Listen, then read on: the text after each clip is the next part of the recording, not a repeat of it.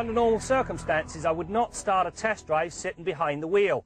But believe it or not, this magnificent dash does not belong to an upscale luxury SUV, nor a fancy schmancy car. Rather, it belongs to a pickup truck.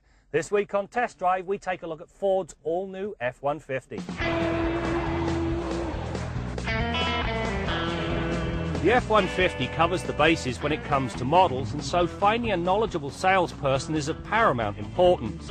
Along with 5 different trim levels, there's regular, super, and the crew cab tested, a choice of 3 box lengths, 2 body styles, 2 engines, and either rear or 4-wheel drive derivatives. My single biggest peeve with this F-150 is the fact that it only comes with a part-time 4-wheel drive system. Now that means you cannot engage 4-wheel drive on anything other than a slippery surface, snowy road or a muddy field. Now the reason for that is, the instant you engage 4 high, you lock the centre differential, which causes, whenever you turn it on a full lock, what we call wind-up. Now wind-up has to be dissipated. Now in this particular instance, when I was driving in a full circle, what happened, this wheel was spinning, which allowed all of the wind-up to dissipate. If I did that on a dry road, it would damage the truck. For that reason, this thing needs a full-time 4-wheel drive system. In other words, set and forget. Set it in November, leave it till March. That would prevent this truck from getting damaged by inadvertently selecting 4 high with the part-time system.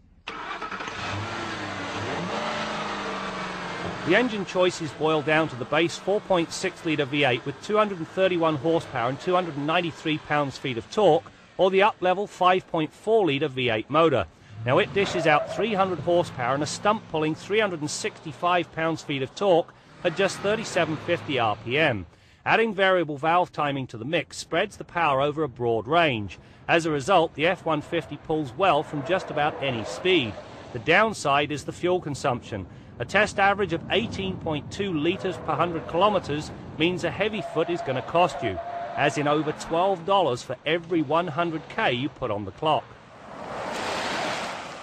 You know, I mentioned how well the F-150's been finished off inside. Full leather, very nice accents around the centre stack that houses a great radio and effective climate controls. You also get all the power features, including a power moonroof, as well as a really nice set of dials. Now, along with all the usual stuff, you also get battery voltage and oil pressure dials.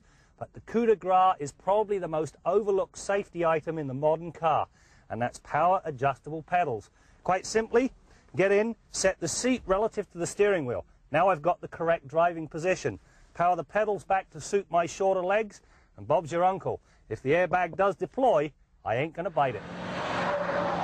The core structure is also new, meaning a fully boxed frame that is an incredible 9 times stiffer torsionally than the outgoing model. This increased strength really does show up when the body is torqued. Rather than watching the cab and box move in different directions, the lot now moves as a single unit. Consequently, there are fewer moans and groans. The new frame is also longer, which adds a much-needed 6-inch stretch to the Super Cab and an additional 13 inches of storage space behind the front seat of the regular cab. You know, the business end of this pickup truck has been well thought through. This bed extender increases the effective length of the bed very effectively. And there's an assist in the tailgate, so you don't have to be built like Arnold Schwarzenegger to shut it. You can also lock it in the closed position, which prevents people from pinching it. Now, the last time I tested an F-150, I complained that the spare tyre was not the same size as the rest. This time it is. However, there's still another pet peeve. It comes with a pressed steel rim. If I'm paying $51,000 for a pickup truck, I want one the same as the rest. The other thing they've done is they've increased the depth of the box by some 2 inches. Now, whilst that's great for capacity, unless you happen to be an NBA player, well, the only way to get anything out of it is to get into it. Stopping power comes from disc brakes all round and a decent anti-lock system. The stops are straight controlled and remarkably short considering the 5,200 pound heft they must bring to a halt. Elsewhere, the F-150 counts smart front airbags. These look at impact severity, seatbelt usage and the passenger's weight to determine the best deployment strategy. You know, this new F-150 has to be the most important new vehicle launch in Ford's history. And for the most part, with the exception of that 4x4 system, well, they've got it right. Magnificent interior, it's comfortable, and with a 9,500 pound tow capacity, it is capable. In short, those plastic seated rubber matted monsters of old, well, they're gone for good.